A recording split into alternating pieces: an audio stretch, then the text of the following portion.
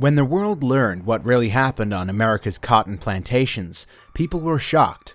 Just like those who said, "I was just following orders," after committing terrible acts during World War II, many on the plantations tried to use the same excuse. And what's more surprising is that some of those causing pain and suffering were women, just as ruthless, just as evil. They were part of the same system, forcing hard labor, giving brutal beatings, and treating people like they were less than human. Welcome to Uncharted History. Today we will venture deep into the harrowing realities African slaves faced on cotton plantations in the USA. Let's take you back to the vast cotton plantations, where the sun's relentless heat bore down on African slaves as they embarked on an exhausting daily grind. From the first glimmer of dawn till the sun took its last bow, their hands never stopped. Bending down to reach the cotton buds, their fingers would quickly become raw from the combination of delicate cotton and sharp plant husks. Blisters formed, yet there was no rest, as the sun's unforgiving rays added sunburn to their list of agonies. Fatigue was no excuse. By 1840, cotton was king, and the United States produced over 2/3 of the global cotton supply. With such high demand, plantation owners set daily quotas. Every slave had a target, an almost unreachable amount of cotton they had to pick. The weight of their daily collection was meticulously noted. Falling short was not an option. John Little, a former slave, recalled in a 1937 interview, if you didn't pick your 200 pounds, you would get a whipping.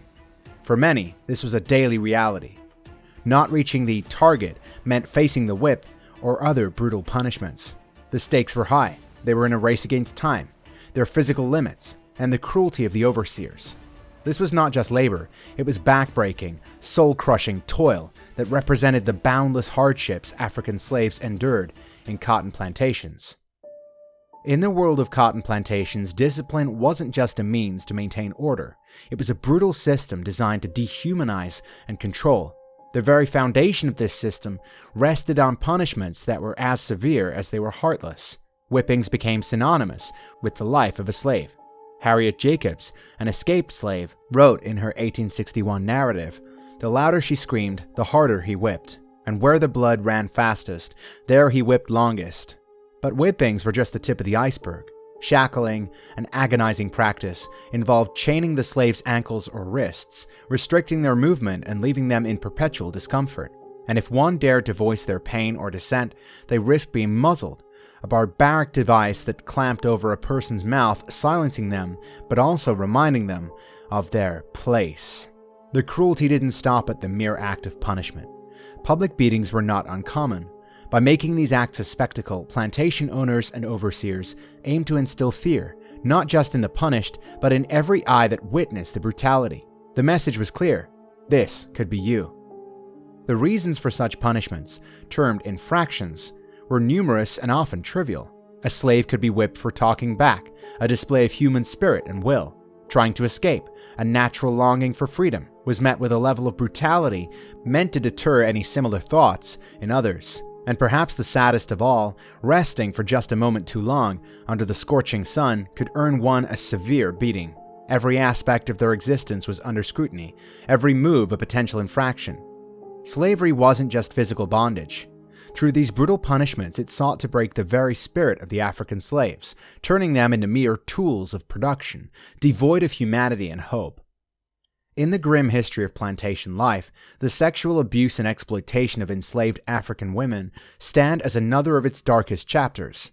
To their owners, these women weren't just laborers. They were property, objects of desire to be used at will. It was not uncommon for owners and overseers to sexually assault them, using their power to exploit without consequence. Harriet Jacobs, in her revealing narrative from 1861, recounted the ceaseless advances of her master and the threat he posed to her and her children. Beyond these violent acts, enslaved women often found themselves in forced relationships. The offspring that resulted from such unions further muddled the sinister dynamics, as these children, despite being blood related to the plantation owner, were rarely acknowledged and were still bound to a life of servitude. The weight of this abuse wasn't just physical. The emotional and psychological scars ran deep, leaving an indelible mark not only on the victims, but on their children. This trauma, a painful legacy of abuse and exploitation, was handed down from one generation to the next. echoing the anguish and pain of those who had endured it firsthand. Among the various atrocities common on cotton plantations, the dehumanization and mental torture of enslaved Africans carved the deepest wounds. Slavery's cruelty wasn't just about physical pain. It was an institution built on dehumanization and profound mental torment. Enslaved Africans weren't seen as people, but as commodities, their worth measured on auction blocks, where they were prodded, examined, and sometimes branded like cattle. A chilling account from 1828 tells of a mother clinging to her child, being sold to separate bidders, their heart-wrenching cries echoing the grim market's ambivalence.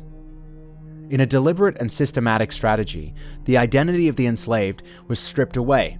They were often renamed, not only to signify ownership, but to sever ties to their African heritage. Families, the bedrock of any society, were torn apart, with children, parents, and spouses sold off to different owners, perhaps never to see each other again.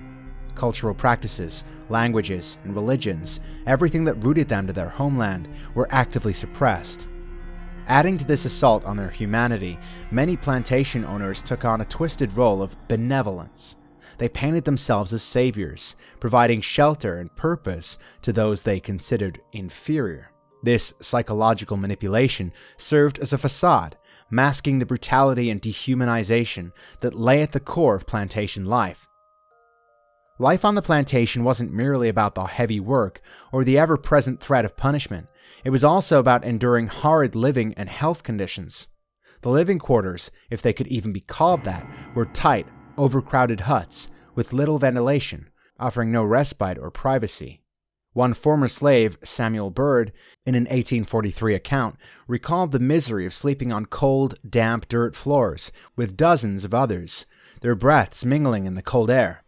Disease was very common, with sanitation practically non-existent and nourishing food a luxury. Malnutrition and illnesses like dysentery and malaria ravaged communities. An 1856 report mentions a doctor visiting a plantation only once in several months, his primary role being to ensure the slaves were fit enough to work, rather than genuinely attending to their health. The food, often just cornmeal and salted fish, was inadequate for the back-breaking labor they endured. Amidst these poor conditions, death lurked ominously. Many slaves fell to overexertion, while others succumbed to disease, and for some, the brutal punishments snuffed out their lives.